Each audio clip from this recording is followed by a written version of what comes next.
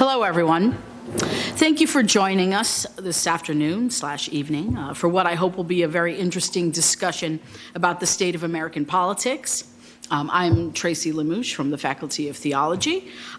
This discussion panel is a reunion of a panel that met 2 years ago, right after the election of Donald Trump to the U.S. presidency. So panelists will reflect on what has transpired in the past 2 years and whether it was in line with their expectations. So without further ado, let me introduce our panelists. We have Nina Reid-Maroney, who's in the History Department here at Huron, Paul Nesbitt-Larking from the Political Science Department at Huron, and Eli Nathans from the History Department at Western. So what will happen tonight is that each panelist will reflect for roughly 5 minutes on the state of American politics. This will be followed by a conversation among the panelists of about a half hour in length, and then we'll open things up to the audience for Q&A. Okay, would you like to begin, Nina? Sure. Just remember. That's this. Okay. Right. So 2 years ago, when the despair was still very fresh, this panel asked the question, we convened and Tracy asked the question, whether or not fascism could emerge in the United States. And the answer that emerged from that evening was more or less yes. And I think that 2 years on, the answer is as plain as it was then. Looking back on the things that we said, it is really striking that we predicted things really well, which is not usually what historians do. And it's not what we were trying to do. Didn't want it to be. But the embracing of white nationalism, the inciting of violence, the emboldening of a full range of hatreds, the broad daylight assault on the Constitution, the unchecking of every check, the unbalancing of every balance, the attack on the freedom of the press, on the Justice Department, and all through it, those little jabs of tweets, those sharp little jabs, like little inoculations of lies so that we'll resist the truth, right? It's just extraordinary. That's all very clear and painful. 2 years ago, the only way I could describe this was to think about the campaign sweeping across the ocean floor of the American past and dredging up every hateful and wretched part and depositing it like the waterspout in Sharknado on the shore. And that's what happened. So I would stand by that assessment. But instead of just noting that Trumpism has brought out the worst impulses of the Republic and has fashioned an American-made authoritarianism, that seems so obvious. And of course, we're not really, I'm not debating that. I'm just thinking tonight about which and how, what institutions of democracy have some resilience left in them, what will survive, and how that will happen. So in the days leading up to the election, the most recent, the midterm elections, there was a lot in the news about the fugitive slave law and the crisis in American democracy that it precipitated. Reading the work of Andrew Del Blanco, my attention was drawn back to Ralph Waldo Emerson, and it's such a relief sometimes to go back to the 19th century. Emerson was responding to the passage of the fugitive slave law. And the passage that I'm going to give you some highlights from this, it resonates with me in new ways since the dawn of the Trump era. So this is Emerson in 1850, talking about the fugitive slave law. This crisis has the illuminating power of a sheet of lightning at midnight.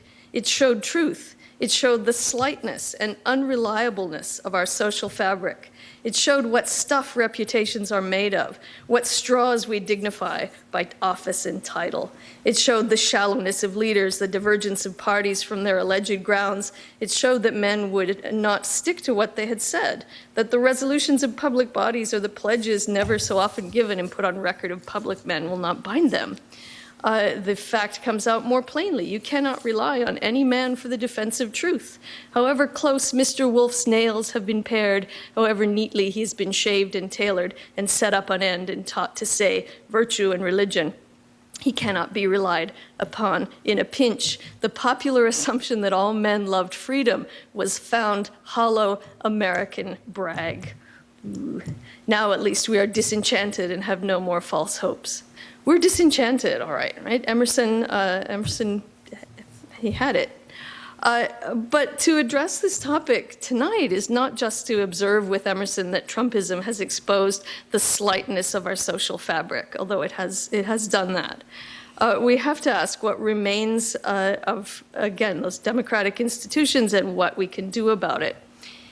And inevitably at Huron, this means taking the question, teaching to the question, teaching through the question. So I'll just shift gears a little bit and talk about how I've been trying to do that. Last week, we took 14 history students from Huron to work in the archives at Oberlin College. And we heard again the story of Oberlin's resistance to the Fugitive Slave Law of 1850. In September of 1858, an Oberlin resident named John Price, who had escaped his enslavement in Kentucky in 1857, John Price was abducted on the streets of Oberlin by slave catchers. An alarm was sounded, and the Oberlin College students and townspeople gave chase out on the streets. They caught up with the abductors at a tavern in the next town, where the Kentuckians had taken John Price and were waiting for the next train south. The Oberlinians forced their way into the tavern, took John Price back to Oberlin, secreted him in the home of James Fairchild, the professor of theology, for days until Price could safely make his way to Sandusky and across the lake to Canada. 37 of the Oberlin rescuers were arrested and imprisoned and indicted by a federal grand jury. What I find most helpful about this example is not its potential to be read as a story of heroism, because even some of the liberal traditions of Oberlin were elusive.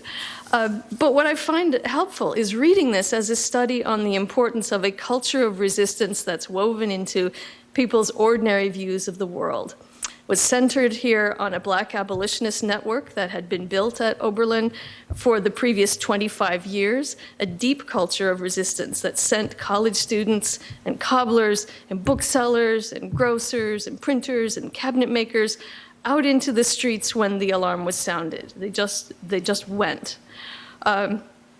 The culture of resistance that sent some 4,000 people, well-wishers, to the prison yard to visit the Oberlin rescuers in jail. A culture of resistance that turned their imprisonment into a national platform, as the rescuers were furnished with a printing press so they could publish an abolitionist newspaper from within the walls of the Cuyahoga County Jail in Cleveland. There was a culture of resistance that drew on the personal liberty laws in Ohio that used the court system, the state system, the sympathies of local judges to turn the tables and indict the slave catchers. I like this example because it reminds us that democracy is about that. It's about marshaling the machinery of the everyday. So after yesterday, a Democratic majority in the House of Representatives will be a help to the restoration of at least the idea of something that more closely resembles a check on presidential power. But I really think we can only answer this question about the state of American democracy now if we resist the impulse to fix our attention on the Trump-centric data that alone and the post-election performance that began today with another belligerent press conference, the firing of the Attorney General. Like Emerson, we remain disenchanted. But I think we would also do well to look at all of those races that brought diverse members of a new generation to power at the House, in the House of Representatives, to recognize those victories as the first cracks on the margins of power. And I'd be really interested to know what the rest of you think about where we might look for some of those cracks on the margins. Right? Thank you. Paul?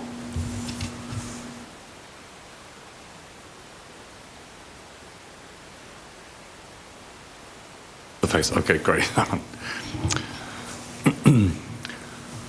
Well, Tracy, thank you very much for setting up this panel again. Really appreciate the importance of this, and I think the attendance of people in the room, a very large attendance, I think, given the time of term, is indicative of how we as a community feel about the question of the American democratic system and what's been happening in the past few months and few days, and certainly over the past 2 years.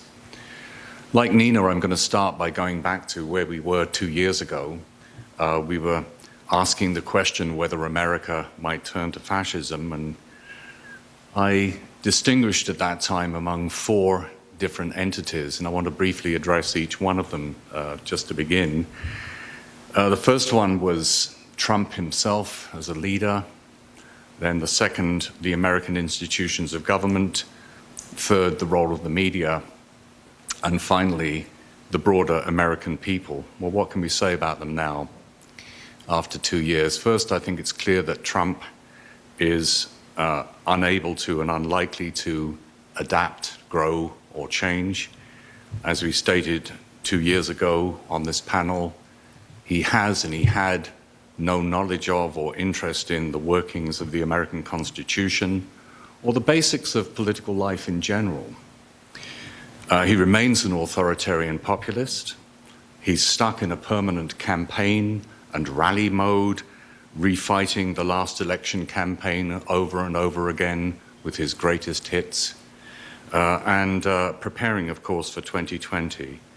He constantly uses tactics to incite and animate those who support him, to viciously attack anyone he regards as his enemies, and also to reward his friends and to aggrandize not just his narcissistic image, but his wealth.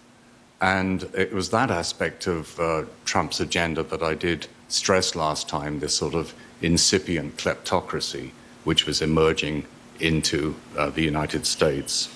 He casually employs racist, sexist, and other forms of derogatory rhetoric.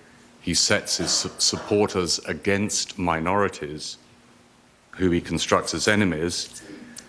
He's done his best to isolate America from its allies, and at the same time expresses sycophantic support for a range of tyrants and dictators.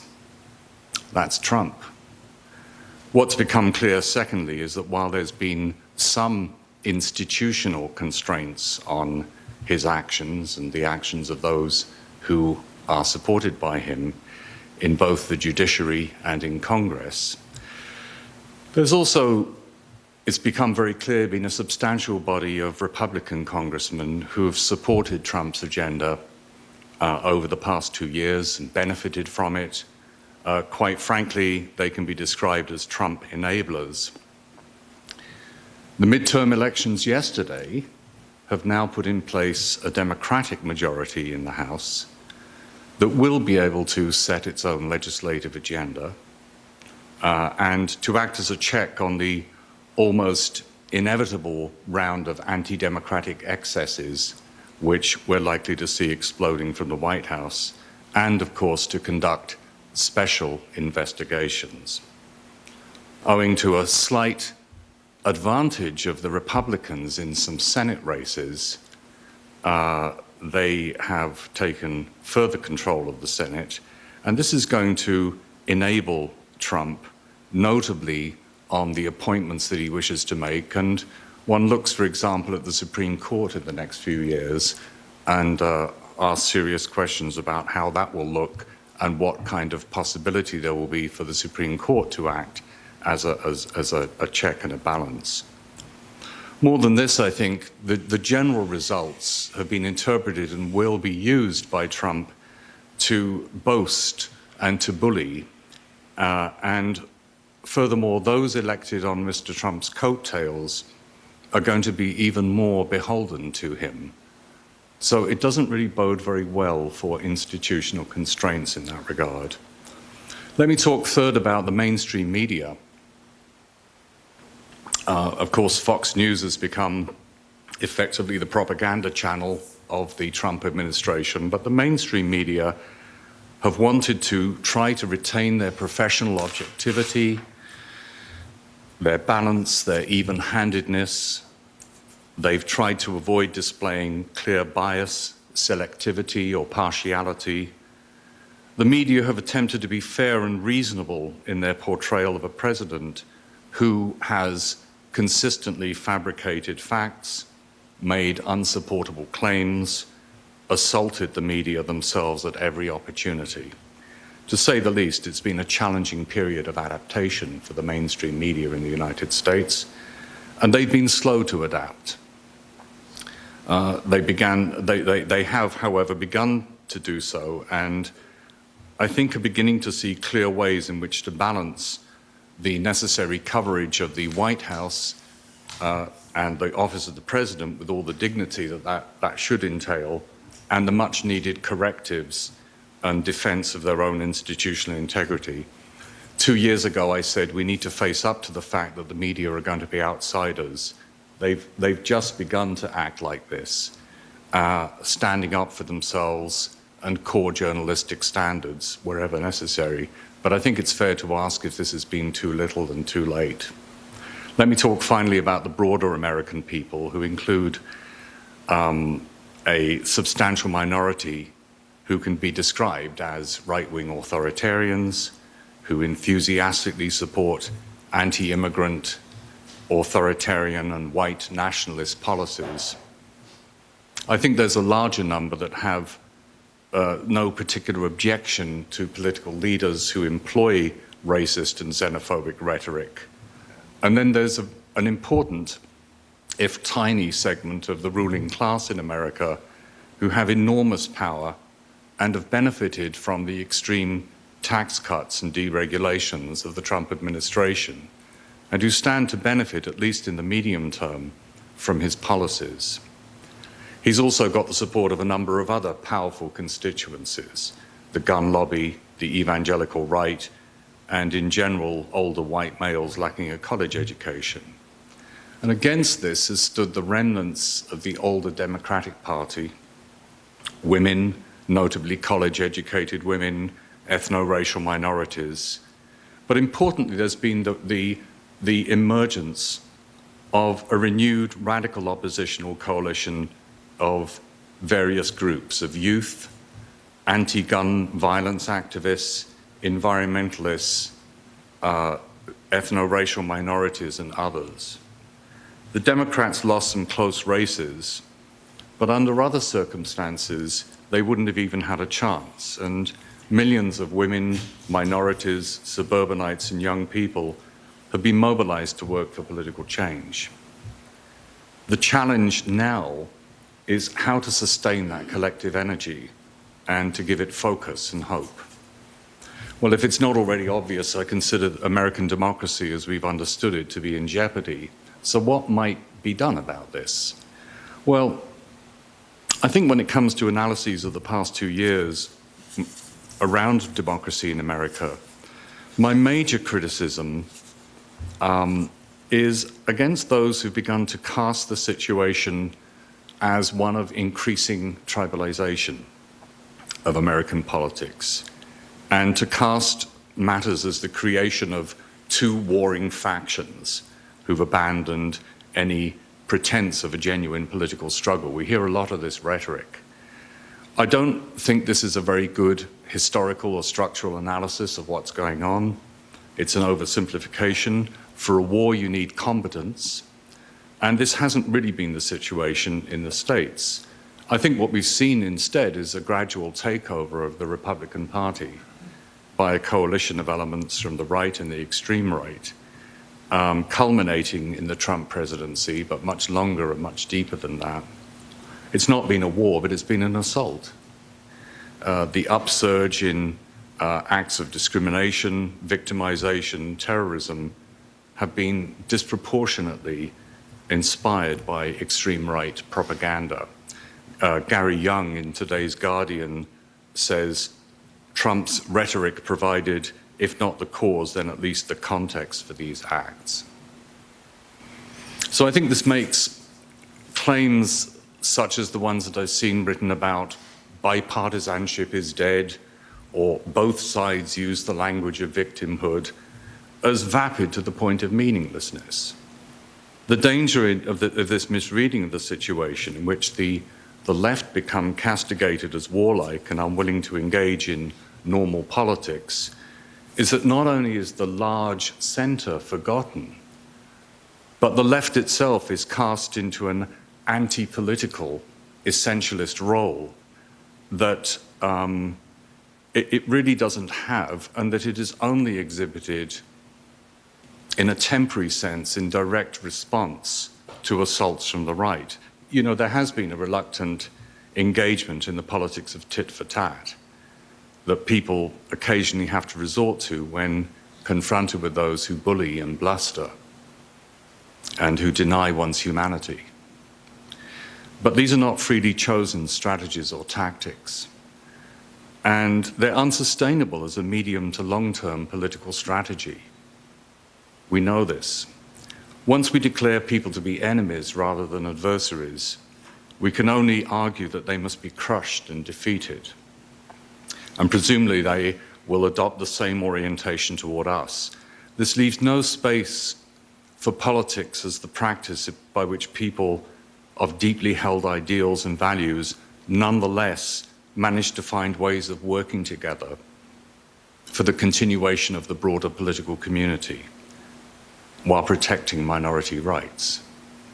But I shouldn't need to preach this to Americans.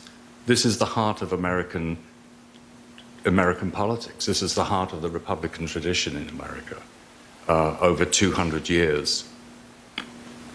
What's needed, and I hope Americans will now work towards it, is the creation of a grand coalition or a common front of those who are determined to sustain democracy from all ideological perspectives. This movement needs to reject immediately attempts to denigrate, stigmatize, blame, or isolate minorities, and this should establish some benchmarks for agreed upon rational procedures for establishing the facts and setting neutral rules of procedure for political debates and contests. And it needs to insist to a return to the American core values of the rule of law and minority rights. These processes will work to the extent that there's a genuine mass movement and not something imposed from the top. It needs to be grounded in the hope over hate message, and also needs to include serious attention to those Americans who felt left behind and who've been attracted to the smoke and mirrors of the Trump movement. It's wrong to refer to fellow citizens as deplorables or some other similar denigration. To label people in this way is indeed to echo the savage identitarian exclusivism that comes from the right, and to insult people who live in the sincere fullness of their own existences and understandings of their own worlds. The new Democratic Congress, with its proposed agenda on healthcare, sustainable infrastructure development, campaign and electoral reform, humane immigration and citizenship reform, sensible gun control, might become part of the solution, a big part of this solution potentially. However, I think in her speech of yesterday, Nancy Pelosi might have gone a little too far in simply setting out a kind of bland proposal for bipartisan cooperation. Might have just taken us too far in the other direction. Of course, in the end, that's going to be necessary, as I've said, but House Democrats are currently facing an emboldened Trump party, a partner that does not seem to want a tango at all. And in the next 2 years, the Democrats will need leaders who can talk over this white noise and can directly address and inspire Americans, including some of those who have been successfully hailed by Trump. They should waste as little time as possible on the man himself or his devotees, but they should work from the ground up with those Americans who want to be part of a grand movement that includes the restoration of democracy and healing the now fractured bonds of connection among Americans and, of course, from America outward to the rest of the world. Thank you. Is this volume level reasonable? All right. First, I also want to thank Tracy for, again, including me in this panel. When I was invited here 2 years ago, it was because of my expertise in Nazism. So what I did was, I teach European and German history. I've written about the Nazi period. I compared the objectives and tactics of the Trump campaign with what I knew about the Nazis.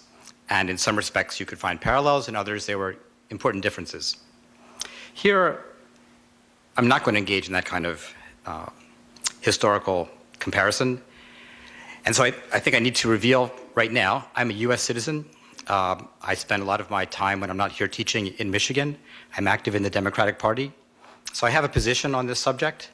But in my statements, as I do when I teach Nazism, I try to be analytic and objective. And so my aim is, if there are Trump supporters in the audience, as there were 2 years ago, that they will not feel that my comments will entirely ignore them, go by them. I'm trying to be as factual and analytic as possible. And I'm going to focus on what, in part, you might call the accomplishments of the Trump administration, or if you want to be more neutral, what they have done over the past 2 years. First, one has to recognize that unemployment in the US is extraordinarily low. If one wants to understand the continuing popularity of President Trump, that has to be part of the picture. It's 3.7%. That's a 49-year low. Now, it's true the decline in unemployment started under President Obama rather long time ago. It's not clear exactly how much Republican policies have contributed to this, but nonetheless, it is a fact. President Trump was elected in part because he promised to reduce, perhaps eliminate, illegal immigration. There is some reason to believe that he has reduced illegal immigration. The number of people caught by border officers for illegal presence in the United States has declined by about 25% between 2016 and 2017, and that's a rough indication of the unauthorized immigration. Of course, he's used extremely brutal tactics, separation of children from parents, deportation of people who've lived blameless lives in the US for 15 years. President Obama also believed in enforcing the immigration laws in the US. That's part of the rule of law, but he focused on people who'd been in the US a brief period of time. He didn't focus on those who had established lives, who had children, and whose lives would be completely disrupted by deportation. One of the major, perhaps the major legislative accomplishment of the Trump administration has been the adoption of the new tax law, which Paul referred to. The new tax law cuts corporate taxes by over a third, from I think about 35% to 21%. It greatly increases, doubles the amount that the wealthy can pass on to their children tax-free. And most importantly, it cuts the income tax rate for almost all Americans. So if you do the math, it turns out that people's taxes are reduced maybe 10, 15%, depending on your tax bracket. Cutting taxes, of course, has made him rather popular. Cutting taxes generally is popular. The cost has been in the increase in the federal debt. I brought a little chart because I think one has to visualize this. So I'm going to try to continue to speak into the microphone. This is from the Congressional Budget Office. If there is a single nonpartisan agency in the US Congress, that's it. What it shows is the level of the US deficit as in ratio to the gross domestic product. And so it reached a peak of over 100% as a result of the spending for the Second World War. And then it declined rapidly through the 1970s, increased a bit under President Reagan as a result of those tax cuts, increased a great deal under President Obama as he fought the recession, and is scheduled to continue to increase despite the fact that the US is in a period of prosperity.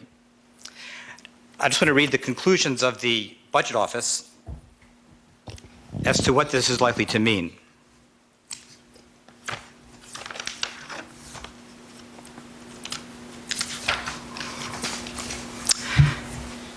So, as deficits accumulate, debt held by the public rises from 78% of GDP, or $16 trillion at the end of 2018, to 96% of GDP, or $29 trillion, by 2028. That percentage would be the largest since 1946, and more than twice the average over the past 5 decades. The agency warned, because federal borrowing reduces total savings, and I'm quoting here, over time, the nation's capital stock would ultimately be smaller, and productivity and total wages would be lower. It warned that taxpayers would have less ability to respond to crises, such as a recession or an attack of some kind. There also will be a danger that interest rates will increase dramatically at some point. So the United States' government's capacity to deal with crises will decline. Now, this tax bill was pushed by President Trump, but it was adopted on the basis of almost entirely partisan voting. So in the United States Senate, all the Republican senators voted in favor, except John McCain, who wasn't there because of his illness, and all the Democrats and independents voted against it. That's the reason that it passed. This is not just a Trump tax law, it is a Republican tax law. And the Republicans hold themselves out as believing in reducing the deficit.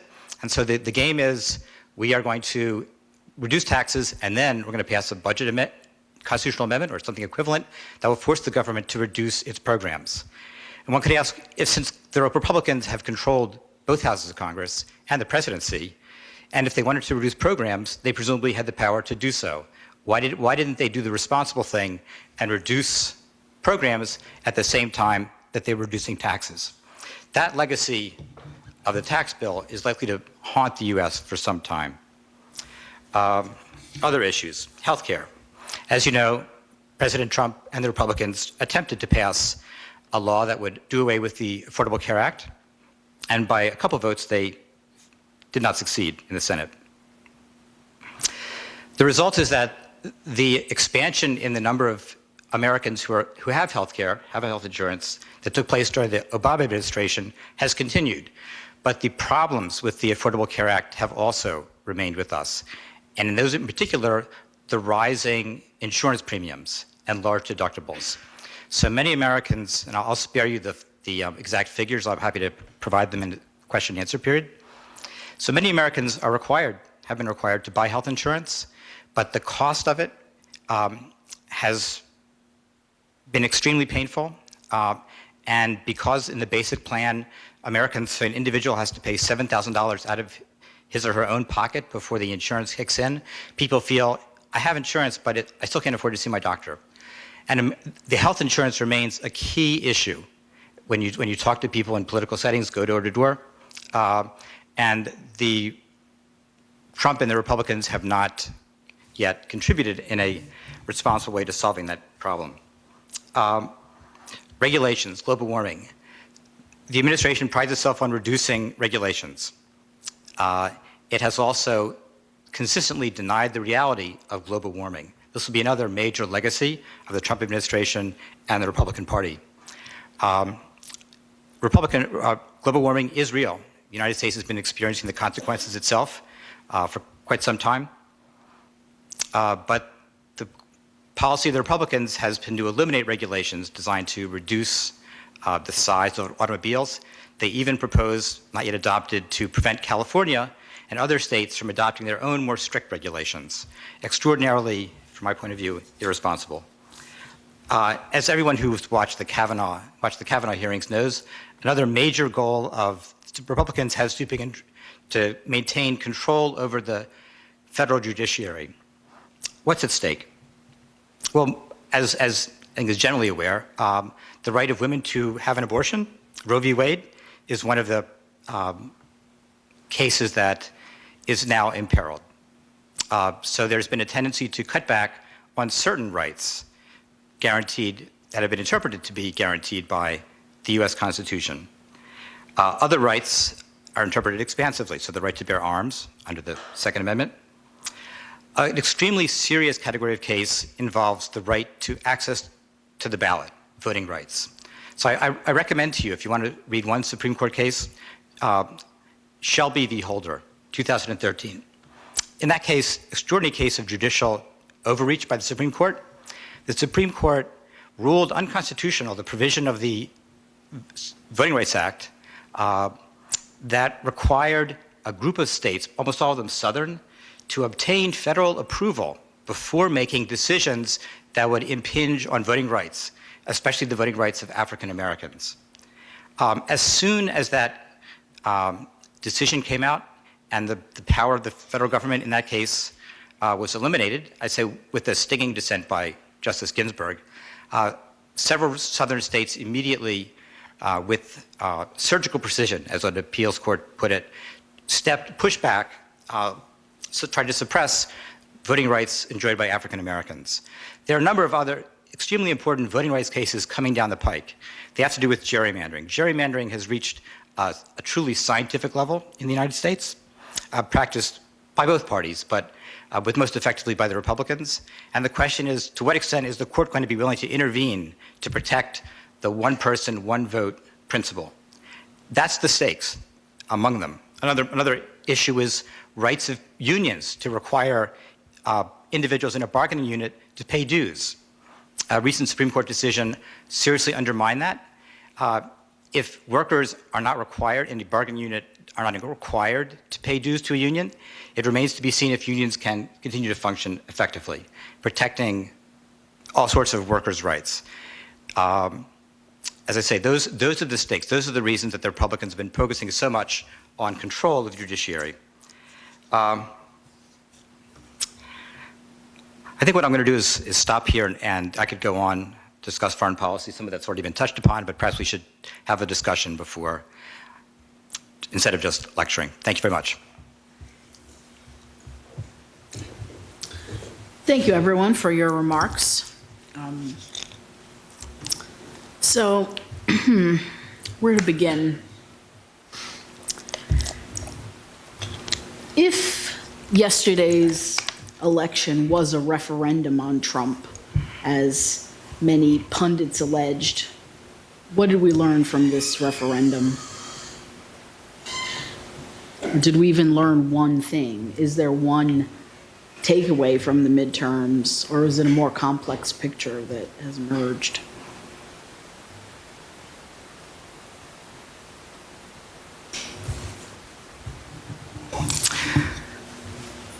Good start. Well, I think for starters, we did learn something. I mean, I don't want to sound too get too excited and be all optimistic, but I think if there are any rumblings out there of what I described as the cracks on the margins, I think we've seen some of that. But of course, then that's countered. The other thing we learned is that the events of today, that sort of immediate sort of seizing back of the narrative and the again to sort of drive the same old story as though nothing had happened, right?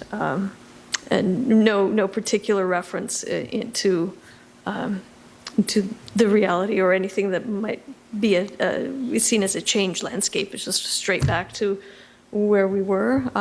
So we've learned that it was helpful.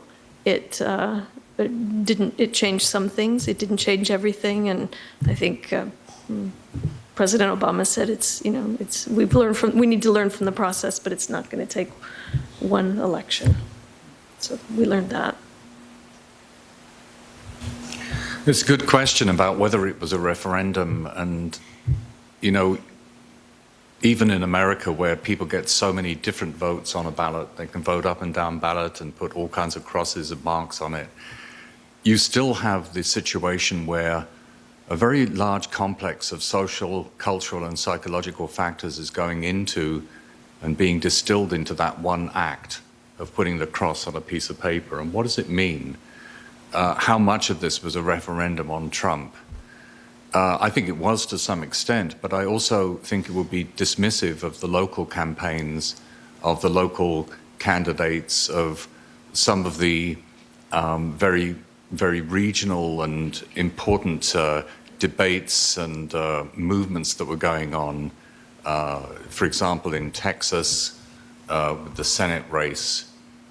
it was a very local race in many ways, and that was from the ground up, the movement that O'Rourke built, for example, and that he described in his concession speech.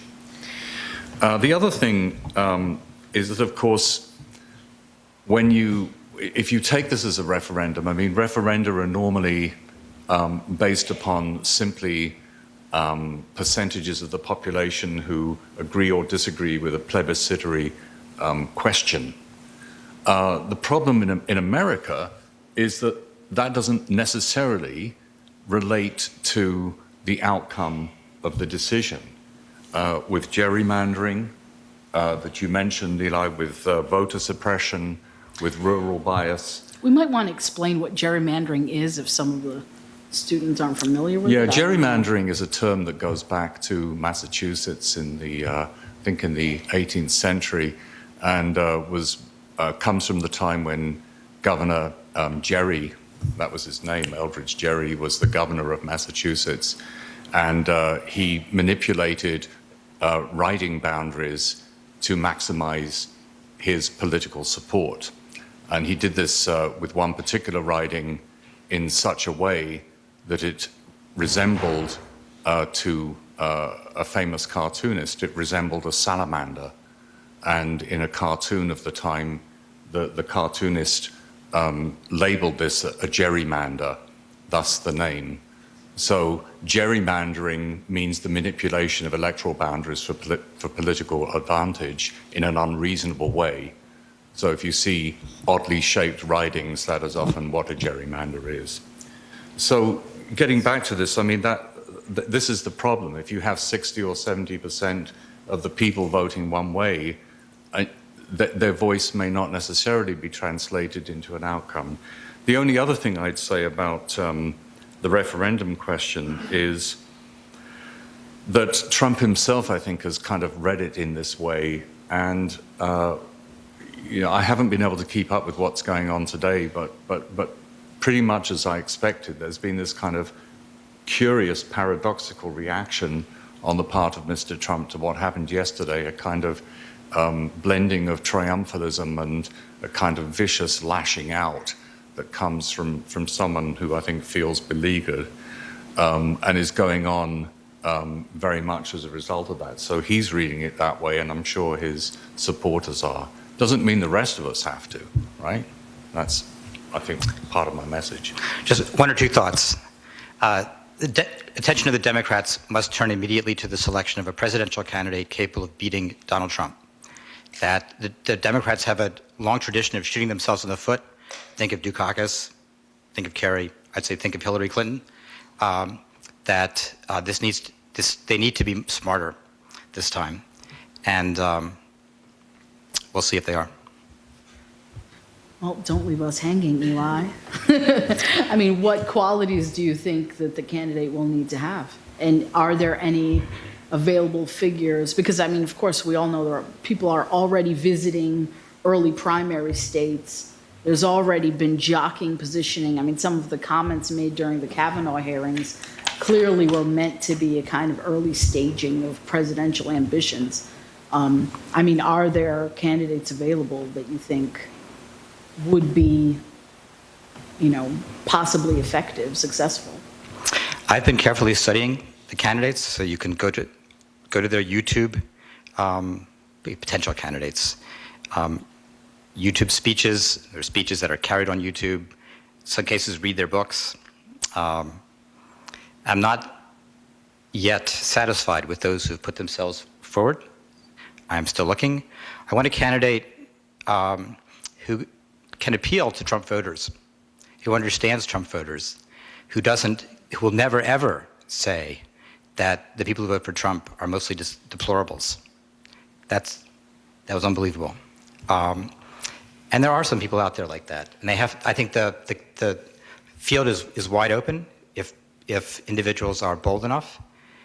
I don't want to mention the names of those who have interested me. It's still a little early right now, but I think the Democrats have to start looking very carefully.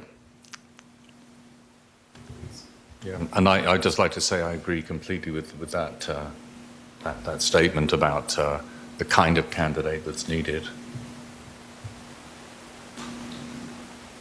For full disclosure, since Eli outed himself, I also will out myself as a U.S. citizen and someone who's been supportive of the Democratic Party. I think, like you, I've been concerned with this question of who would be successful. And I think the success of a candidate goes back to the issue of how divided the populace is.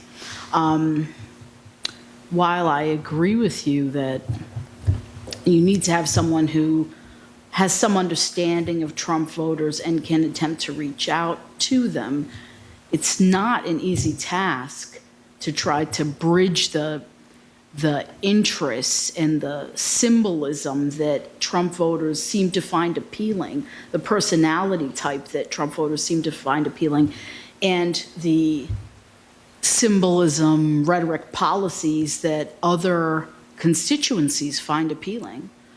And so I think that maybe we should turn to talking about the divided nature of the electorate in American society and how it can be bridged, because this is something that I struggle myself to find an answer to.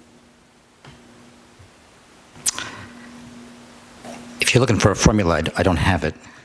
But the democracy is in part a matter of faith. And the faith is that people can reason. That certainly the approach that characterized Nazism, fascism generally, was that you just appeal to emotions, passions. You bully people, essentially. You tell them what they should think. And that is one approach, and it can be effective. But if that truly was the last word on democracy, we would be in trouble. So it's in part a matter of faith, and one has to not stoop to the level of Trump. I think, Paul, you mentioned that we would do well to not spend all our time paying all the attention just to him. And I can't help but think about that as a kind of strategy for, I mean, the great prize would be not so much impeachment or removal of Trump as the president, but rendering him irrelevant. To me, that would be the more satisfying outcome. So that thinking about a candidate, having to choose a candidate, it's so depressing to think we have to choose someone all around the terms that Trumpism has established. And it would just be so much better if we didn't have to do that, right? To let him control the agenda to that extent. I was trying to convey some of that, as you said, Nina, in what I was saying, and that's why I used the expression "talking over the head" of this person in this situation, and just in response to what we were talking about a few moments ago. I think that there's an almost natural reaction to want to go very quickly with this kind of process. It's taken a long time for if you like, the social toxins to get into the system and for people to arrive at the state of mind that many of them are in. And it will take an equal amount of time and patience and hard work on the ground to move back from that. And some of that's begun already, I think. And I'm really struck, and I want to see more data on this, around what's happening with especially educated Republican women and those that live in the suburbs. Now, not all of them are moving, but some of them have. And we saw some of the results of that in some of the House races. So I do think there are constituencies that can be reached, that can be appealed to, and who can buy into a vision of hope that is different from and maybe orthogonal to all this business that Trump is trying to put on the table. In terms of emotionality versus appeals to reason, I sit here thinking about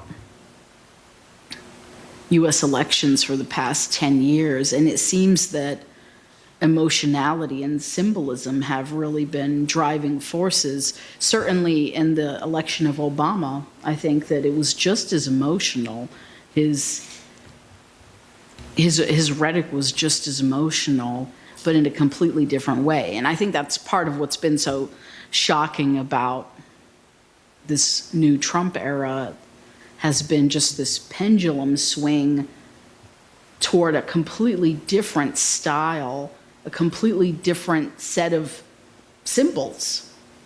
And I mean, maybe it's because I'm a religion scholar, but if we're trying to shift back in another direction, not just because of a concern with certain symbols, but because of policies and treatment of different social groups, a certain direction that we want the country to move in. How do we fight this war of symbols in an effective way? Isn't it necessary to do that? I mean, there's been critiques of the Democratic Party leadership in not having enough of a vision, enough of a message. And people counter that, well, how can you have a message that appeals to these very different districts? Is it possible to have a larger message that would bring together and appeal to these different constituencies that I think Paul mentioned of, racial minorities, sexual minorities, women, youth voters, et cetera, and say, disenchanted, moderate Republican suburban women. Is there a kind of set of symbols that can appeal to all of these people? How do we fight this symbolic battle? And maybe you think I'm making too much of the symbolic aspect. I don't know. Let me respond. Trump violates long-standing American principles again and again in the most egregious fashion. What American political leader has advocated torture, has apologized for dictators, has appeared to be, in very important ways, somehow owing something to Mr. Putin. If you haven't read the Steele dossier, it's available on BuzzFeed. It's an important document, and there's a lot of truth in it. He lies all the time. He has undermined the rule of law by, for example, pardoning Arpaio in Arizona. So the Democrats have a chance to appeal to bedrock democratic beliefs, the kind of thing every child learns in elementary school and high school about what the U.S. is about. It's no leap of the imagination. In part, a lot of people in the U.S. are angry. And one could go into some of the important economic reasons why. They are suffering. That wages for the low end of the economic scale have, in some cases, been falling. The mortality rate has been increasing. So it's not just the opioid problem, it's a whole range of problems that show that there are sections of the population that are really hurting. And the Democrats have not been quick enough to respond to that. So they've gotten a message, and they have to really not just talk, which I think Hillary Clinton was inclined to do, but actually show that they have some real solutions. That's the path to the presidency.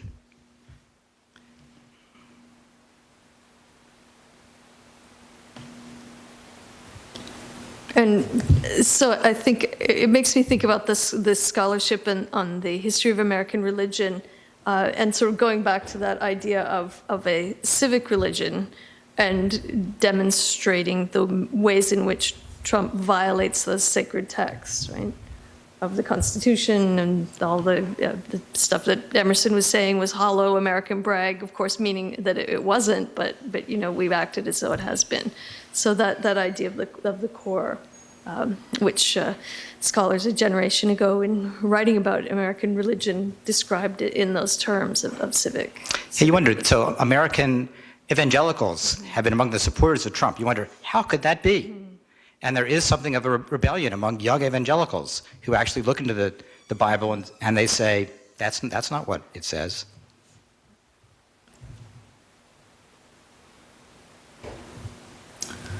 Thank you for that answer. I mean, I think that's persuasive in terms of messaging. I mean, there are a core set of symbols that children are taught that are very well known in American society that I think could be appealed to. I completely agree with you on that. So I'll just ask another question or two, and then we can get to Q&A. There are certain, I raised the issue of the divided nature of American society, which is something that's of great concern to me. And I think there's good evidence that some of the divisions are growing rather than there being a movement towards some center or more of a consensus on particular social issues. I mean, there are certain social issues that perhaps there's more consensus on than there used to be, but seems to be increasing division when it comes to certain issues. We have a kind of, I would say, resurgence of what I would call domination personhood, domination masculinity. Okay, you can call it toxic masculinity if you want, hypermasculinity. And there's now more of a divide in voting habits between men and women than there was previously. And we saw quite a lot of hostile rhetoric, disturbing comments on social media, which has changed the political landscape of many countries, and certainly the US. The nature of political discussions has changed quite a lot because of social media, and I don't think for the better necessarily. But during the Kavanaugh confirmation hearings, the hostility of a lot of the rhetoric and comments about gender that one was seeing and hearing was striking. So I think when it comes to gender, there's something happening in American culture and society. And I think the election of Trump and Trump's rhetoric relates to this. I do not see a bridging of a gap between racial groups. In many ways, it seems that there's an increase. Of course, in the past month, we've seen some horrific cases of violence.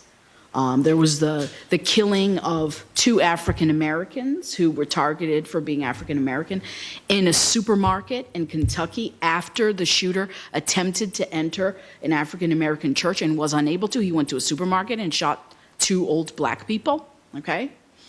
One of whom was buying poster board with his grandson.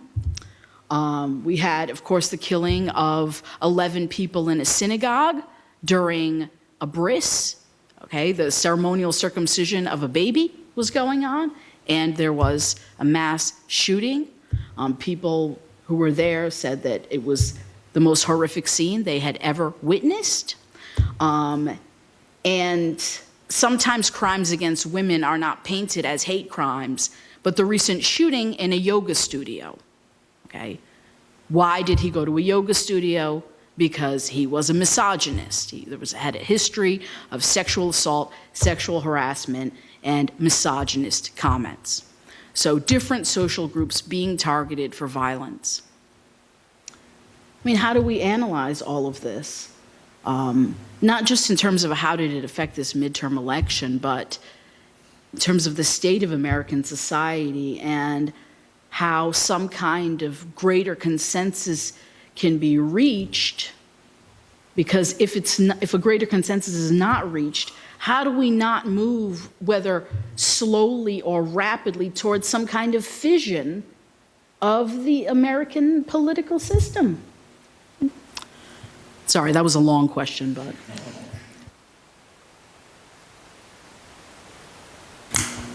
Well, thanks, Tracy. I'm sure there's a tremendous amount of intelligence and insight around this among the audience, and I'd love to hear what the audience have to think about this question. Okay. Just personally, I get the feeling that people are probably ready to contribute something. Okay. I mean, I have got things to say, but I think Sure, I'd rather hear from others. Yeah, we can open things up. Yeah. So. One of the things that you've touched on, the whole panel, and even your most recent comment, is how should the Democratic Party respond in terms of leadership? And your comment was, obviously we can't have somebody who denigrates the Trump supporter and calls them deplorable. But I think what a lot of people struggle with as well is, where is the leadership in calling out this sort of thing, right? What happens when you have a political party, a president, who, as you say, is behaving so outside of what is considered to be the proper decorum of the American Constitution on matters of executive orders, on, patterns of speech, those sorts of things. But how can we avoid whataboutism, both sidism, in scenarios where you have a really sort of increasing amount of untenable hatred between groups that isn't actually equal on both sides? And that's the biggest fiction here. So, and that's my personal opinion, not necessarily. Anyway, I don't know what to do with that question, Tracy. It's one that animates me also, as an educator as well. I teach politics. Tonight, I teach politics of fear. That's the course that I teach. And a bunch of my students are here. And we discuss these things constantly in our classrooms, and it's just becoming more and more difficult, quite frankly. Mind if I try? So I guess my status as a historian doesn't give me any particular insight above anyone else in this room about how to answer that question. We've been confronted with it lately because some Democrats, such as Eric Holder, possibly even Hillary Clinton, have suggested it's time for the Democrats to use violence. So Eric Holder said, that when they go low, we kick them. That was before the shootings took place in Pittsburgh. So I think that's an example of how the Democrats should not respond. They should not appeal to using violence themselves. Although, do you think that was just rhetorical, or do you think he actually meant? I don't care what he meant by it. You do not say that. We kick them. Okay. And then he added, well, legally, of course. Okay, no, fair enough. As this is the game that Trump plays all the time. He advocates violence, then he kind of pulls back, and there are people out there who would take it literally, and they commit violence. That is not the path we want to go down. I think part of the challenge here is to keep your balance. That the Republicans are trying to throw the Democrats off balance, and that not to give up faith that, as I say, I think the Republicans and Trump have left a very long trajectory of American values in all sorts of ways. I mean, just in terms of, the New York Times had a story about the Trump family finances 3 or 4 weeks ago. They defrauded the US government for hundreds of millions of dollars. It's sort of black and white. And I hope the government pursues them. But we still the Democrats have to call out the Republicans to respond. You can't just be quiet. You just don't respond with violence. Yeah, and that's not a formula that answers all questions, but that would be my approach. Well, thank you very much for the comment, Jennifer, and also Tracy for your question, which I think is a very important one.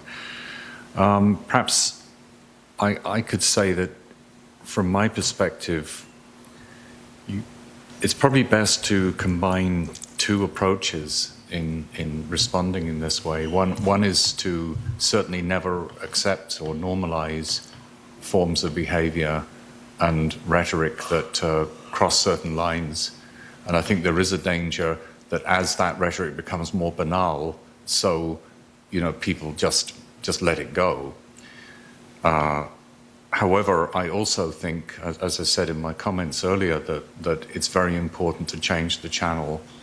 And going back to the question of toxic masculinity, if you want to create an environment or a society in which that's diminishing, then you need leaders, you need entrepreneurs of identity who are going to actually promote the culture of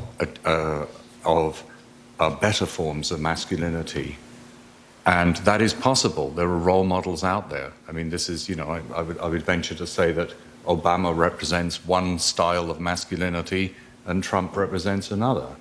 And I know which I prefer and which we all should prefer, you know. So I think those would sort of be my tentative responses to your question.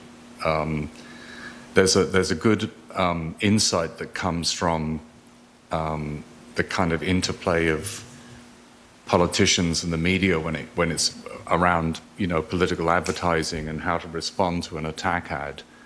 And one of the insights I think that's most important is absolutely you deal with it, but then you very quickly change what it is that you want to talk about and move on to something that's more important. So that maybe is the best way that I can think of responding.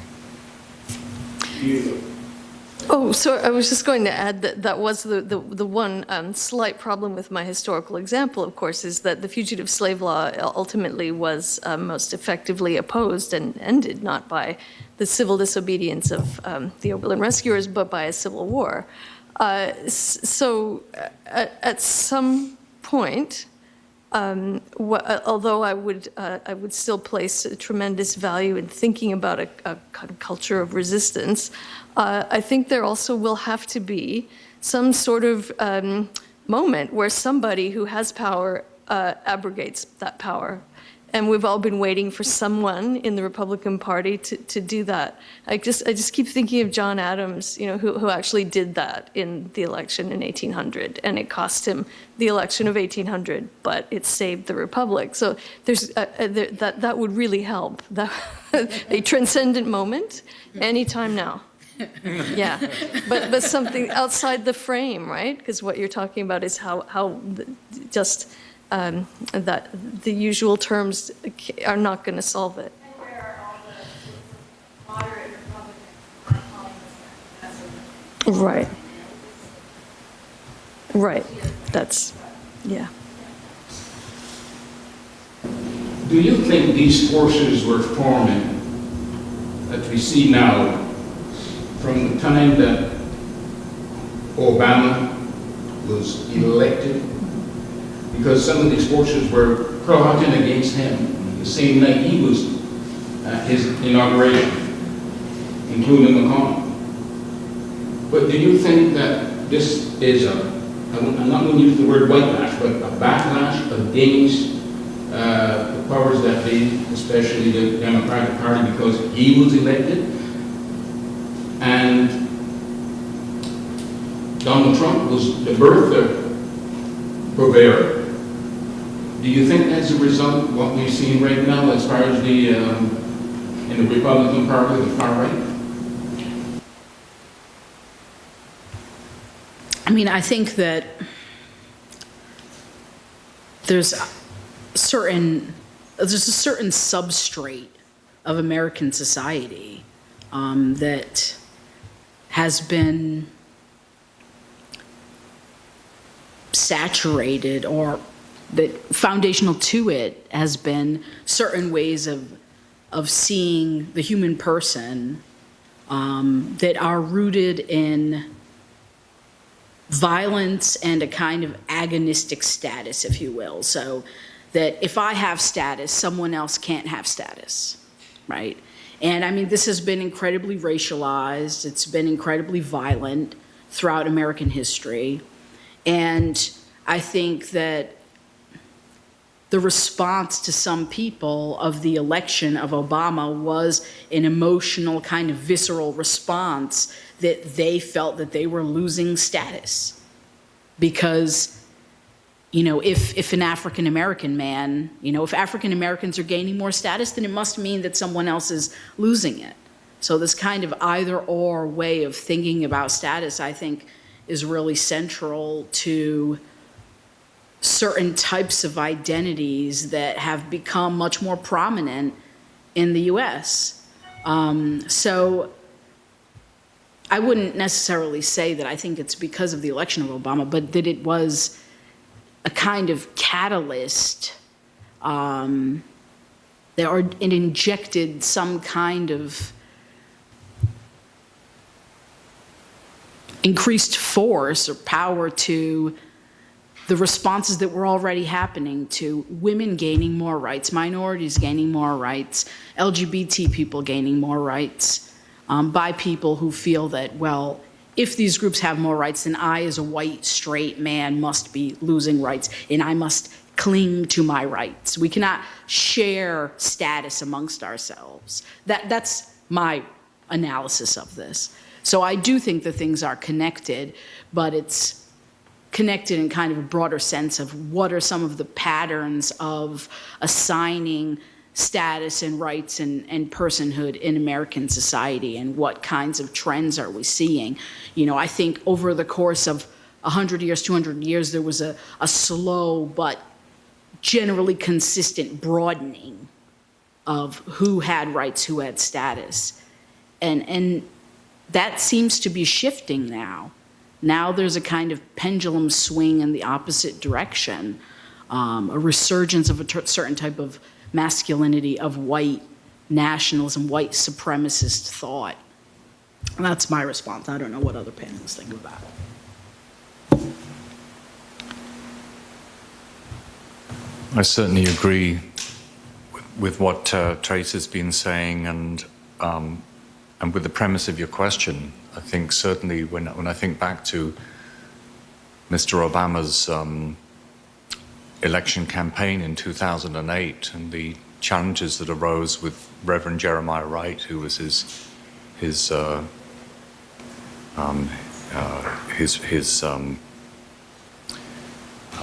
counselor and his friend, and that gave rise to, I think, one of the greatest speeches I know, which is when Obama spoke on race. And yes, absolutely, it was that and the associated events that were there at that time and that followed it all speak to what you're discussing, what you're presenting. But I'm just so aware of the fact that the roots go so much further back and so much deeper. I mean, I don't know where you start with those roots, but at the very least, I go back to the 1980s for the contemporary Republican Party and what was happening with the development of the Southern strategy. And, you know, we recall President Reagan talking about welfare queens in that coded language. We recall Bush's Willie Horton ads, you know? I mean, it was around, those issues were around at that time. So this is a deep and long-standing wound in American society, and it's one that I think is still with us and is just going to persist, and we're going to have to all continue to pay attention to. The thing is that Barack Obama was at Harvard. He was the president of the Lemos Society. He was a community worker. He was a senator. And I wonder if there was someone, I mean, you would think that he would be pretty well qualified to be the president of the state. But it was so deeply ingrained, racial animosity was so deeply ingrained that it had no way of coming out. It came out, but it was not, it was open, it was very in your face. And I got a call from a friend of mine today, who was a former police officer, like I was, and ex-soldier. And the first thing he told me is that he said he just watched the TV. He said, we're almost there. He said, and the last thing he told me is that he's going to do all he can to protect his family. I knew what he meant. But he said he does not like the way things are. He said it's getting worse, and it just started today. So what do you think? Do you think it's getting that bad?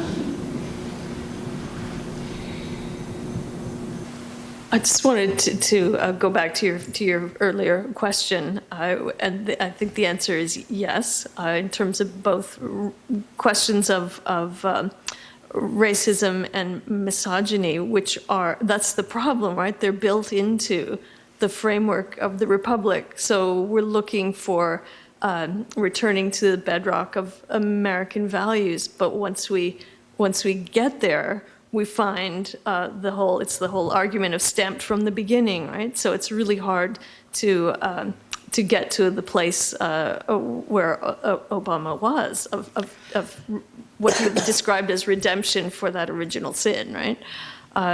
So I don't even want to speculate about how things will go now, what that will look like. I think that's just a terrifying prospect, right? Yeah, absolutely. But that's the problem. You know, where will it? What are the sources of resilience when the problem was so deeply ingrained in the fabric of the Constitution? There's a question back there. Yeah, okay, so as was mentioned, we saw Donald Trump run his past election on racism and misogyny, and he particularly used his platform to amplify bigotry. And now that we're seeing a record number of women running, and particularly a significant number of women of color running, do you see this trend continuing? Do you think there's a larger shift occurring among the American people? Can you just speak to that?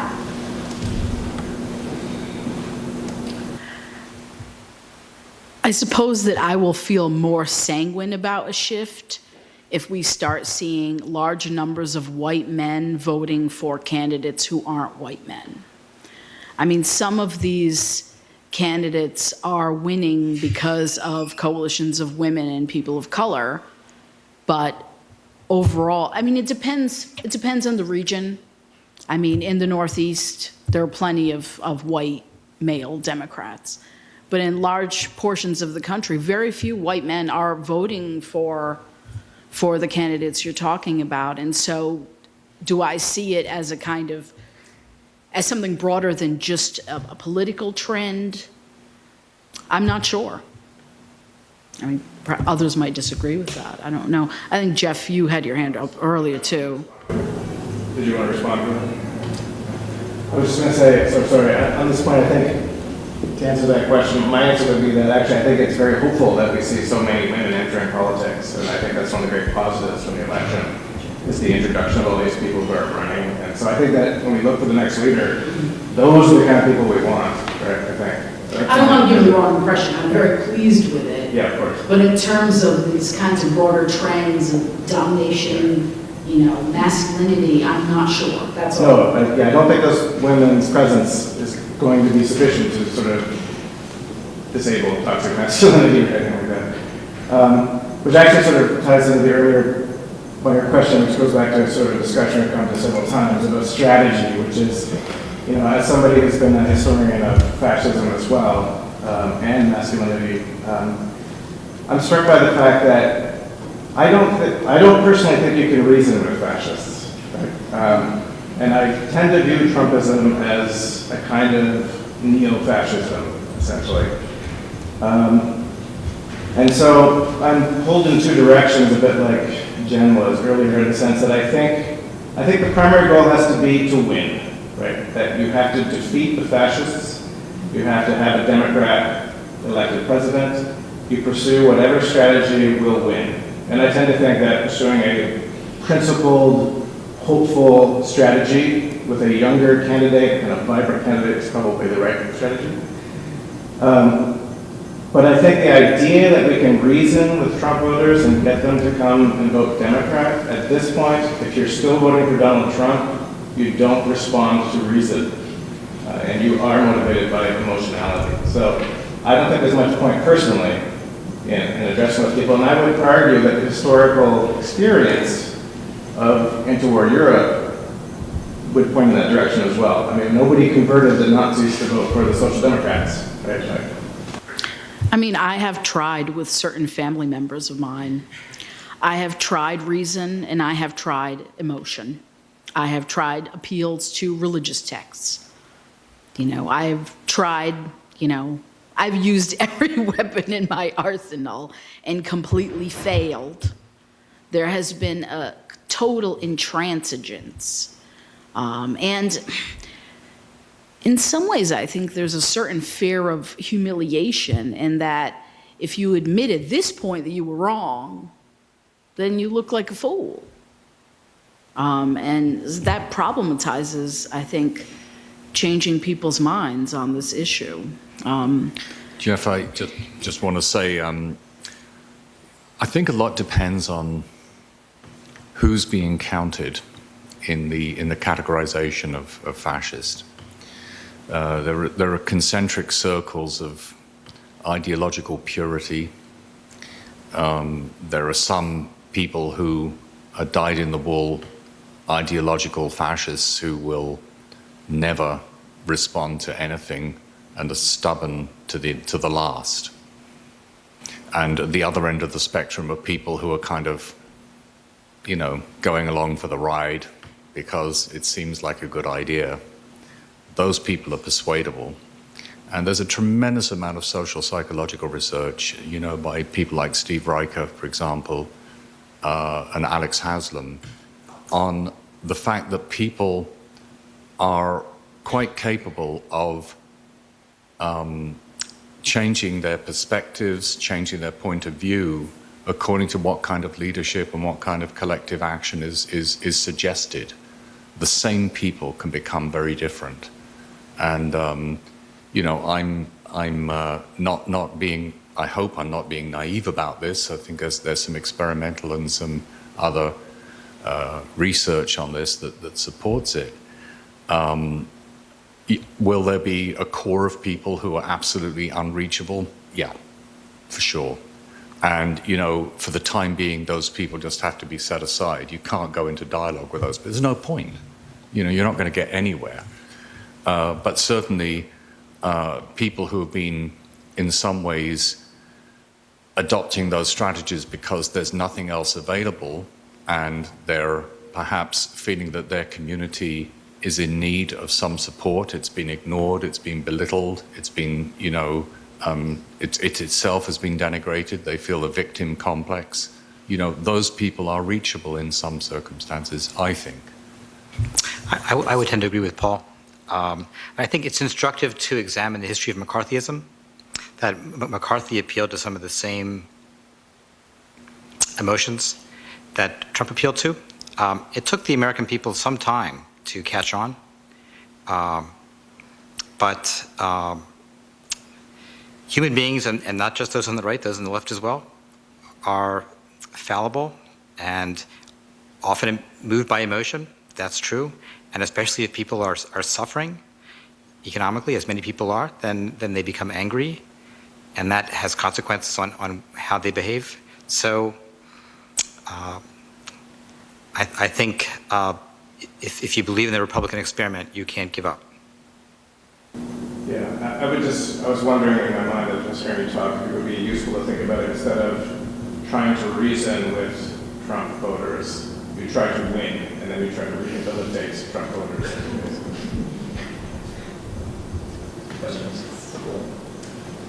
Just very quickly, I think those are people, and they need to be involved in the movement. I don't believe in top-downism, of that kind. So I personally would feel that however it is, they need to be reached in some other way. And I think this is, you've been with the Democrat Party, the both of you. I think one of the challenges, and I'm prepared to be contradicted on this, is that I don't think at a national level the party's been as good as it could be at making those grassroots connections and really working at that level. And often the perception has been, right or wrong, that what's being brought to people is kind of inside the beltway kind of Democrat elitism, and it's sort of, from on high, rather than something to do with their daily lives. That has been a perception. That's true.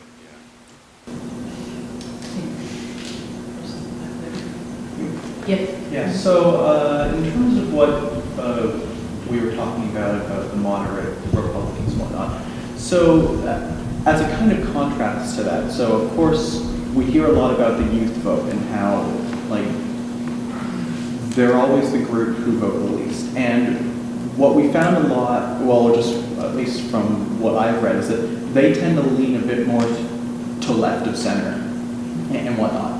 So that's another group that, at least in my opinion, that the Democrats really have to capture for 2020. So what do you think is the more important, like between like the moderate Republicans and the youth vote? Is there a more important one for them to capture?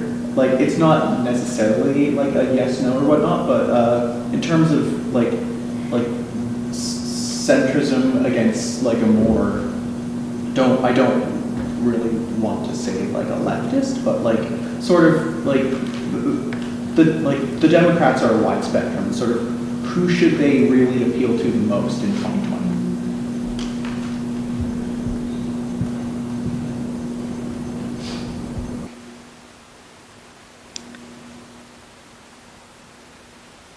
I'm not sure, but I think that what we were saying earlier about whichever constituency turns out to be the key to this, that the message, you'd have to give some people something that does register the possibility of hope, right?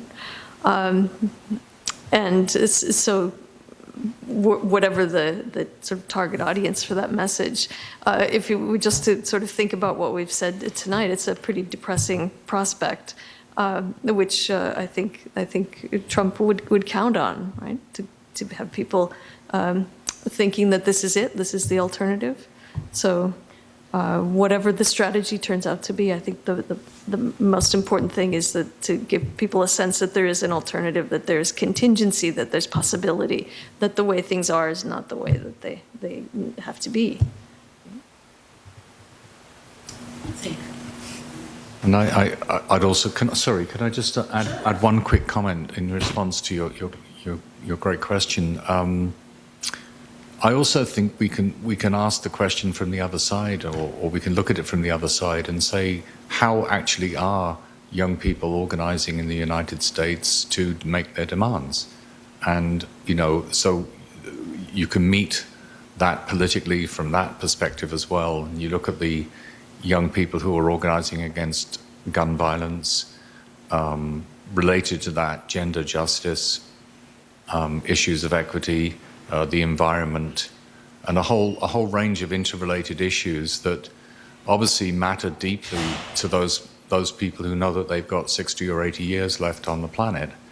And, politicians do well to learn from those constituencies and work with them rather than, coming and telling them, well, come on, young folks, come and join the party. I think that's a better way. So I think there's some reasons to be encouraged. Sure. My question is for the whole panel, but it was sparked by something that Professor Nesbitt-Larking said earlier. You mentioned that through the emergence of Trump, there's almost been like an emergence of divide in the Republican Party. And I heard someone say, I think it was Professor Stockbridge mentioned, where's Paul Ryan in calling out the rhetoric of the far right? He seems to be more center-right. Well, I think through the divide in the Republican Party, we've seen through the success of Trump that all the moderate Republicans, all the center-right Republicans, they have kind of now adopted the sort of Trumpian Republicanism. But I think it's also fair to say that in the same time frame, we've seen a very clear divide in the Democratic Party. So my question is actually very similar to the previous question, but less about strategy and more just about a realistic perspective. Given that the Democratic Party obviously needs to care about winning, and given that one of the most important tasks for the Democratic Party is to select someone that can appeal to Trump's base, at least somewhat, I'd love to hear from everyone on the panel. What do you believe is the future of the Democratic Party?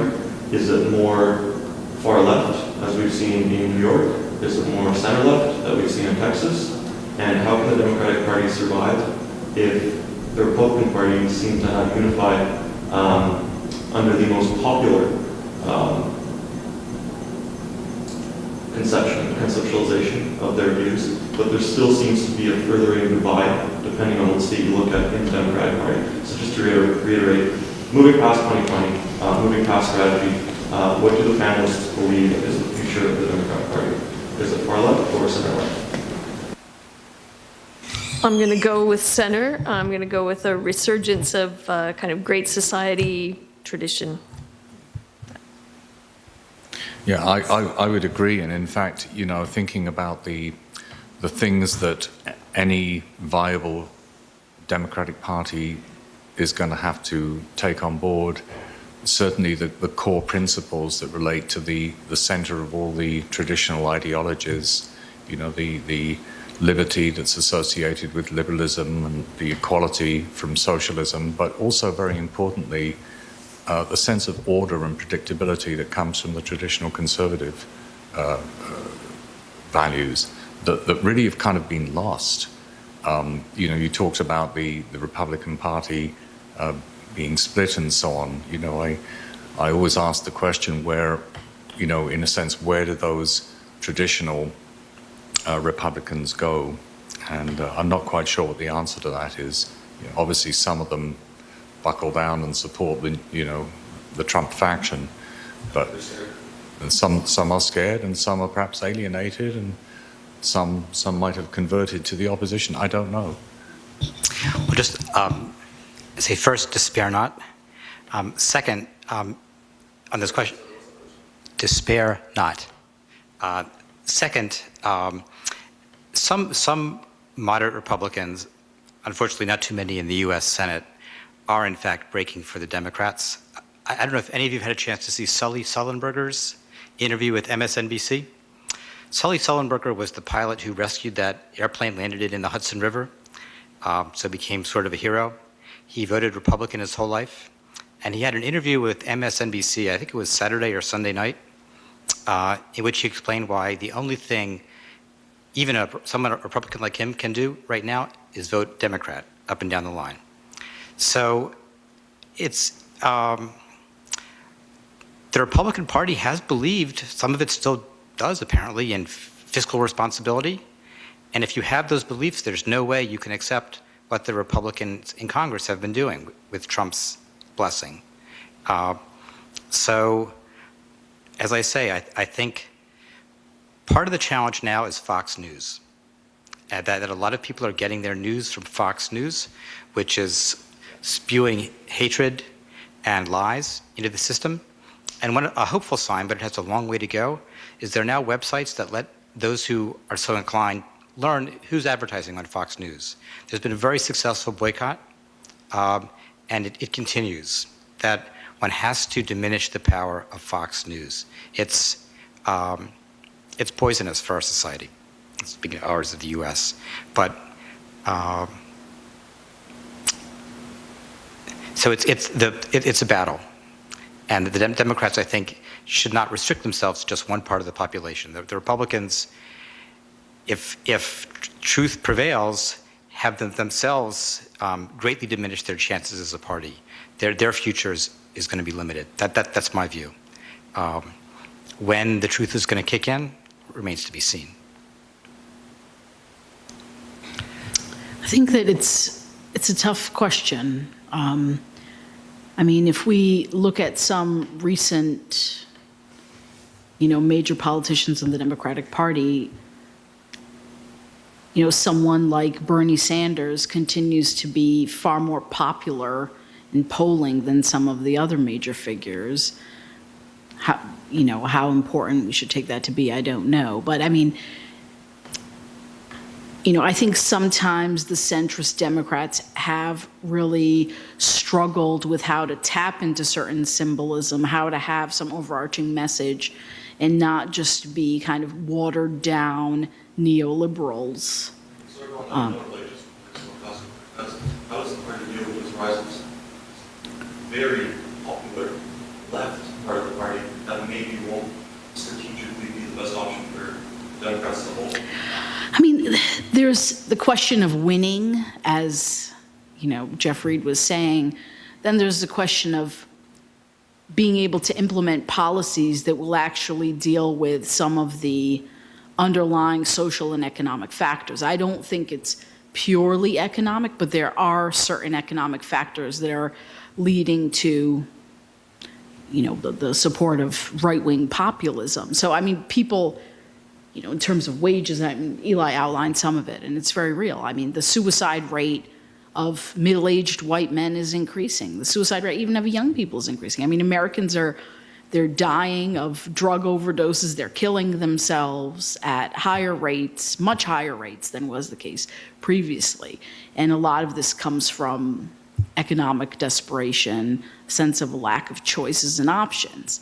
Well, what is going to fix those underlying economic problems? Is it, you know, center, well, I can't even say center left. I mean, a lot of the times it's just centrist kind of neoliberal policies. Will that fix those underlying economic problems? So do we have to sell certain positions better in order to convince people? Is that even possible? Do we just kind of give in and say, well, in these certain districts, a left-wing economic message is not going to work. Selling these left-wing policies isn't going to work, even though unless we shift and implement certain policies, in my view, there won't be a changing of the economic conditions. So even if Democrats win, if they don't change the economic conditions, we're just going to come right back to where we are now, aren't we? Right? So if we can only win with a certain agenda that won't actually change fundamentally the kind of bedrock that's leading to this, then I don't know if winning will even be that advantageous. But maybe I'm too pessimistic about it. You might be getting the sense that maybe I'm a little bit of a leftist economically. Anyway, that's my kind of dilemma on this, because some of the progressive candidates did not win yesterday. There's many Democrats who feel that you can't mount these progressive candidates and stances all over the country, but unless progressive policies are implemented, what will actually change? The thing about the Trump presidency that scares me the most from you was the Russia connection. And within that, I fear of a possibility of that happening in Canada, as well as it bleeding over to the international political world. And my question to you is, do you think that Russia will have more of a role to play in politics in the future in terms of votes and the dismantling of democracy? And what do you believe, another question if you want to ask, what do you believe in the future of democracy or liberal democracy or classical conservatism with the exportation of Trumpism from American culture right now? Could I start? But thank you for the question. And I've been doing a little bit of thinking about this, in particular in relation to our Canadian electoral system, and paid attention to the fact that we do have in Canada, because of the nature of our regime, we have a different kind of control over the federal election system. And Elections Canada is a sort of centralized bureau for controlling all of the election operations, and they're very much aware of the possibilities and the potential for there to be interference of various kinds, and are doing work on that at the moment. I also know that the European Union has just commissioned and published a really large and extensive series of studies, and which will be funded into the next few years to fight various forms of cyber control and distortions of democracy of this kind, not just from Russia, but from any operative that wants to try and interfere in the elections. So It's going to be a constant battle. Lots of money will have to be spent on it. The problem will arise when people just shrug and say, well, it doesn't bother me, because really it should. I think you're quite right. It's left unattended. It gives the possibility for there to be incredible distortion and manipulation of electoral processes, whether that be simply manipulating public opinion, which can happen through, say, social media, or actually going in and changing algorithms and moving votes around and that kind of thing, which can also happen. So I'm relatively assured about Canada right now, but keeping an eye on it. Yeah, the threat is going to continue. Russia's actually been doing this in Europe and countries close to Russia for some time. But keep in mind, countries tried to influence the governments of other countries by various nefarious means for quite a long time. So this is not something new, but having an open democratic system is in certain ways especially vulnerable. That's true. Perhaps we should leave things there. Thank you very much to the audience and to the panelists. I think we've had a very fulsome and interesting discussion here tonight. And perhaps in another couple of years we'll check in again. Thank you, Tracy.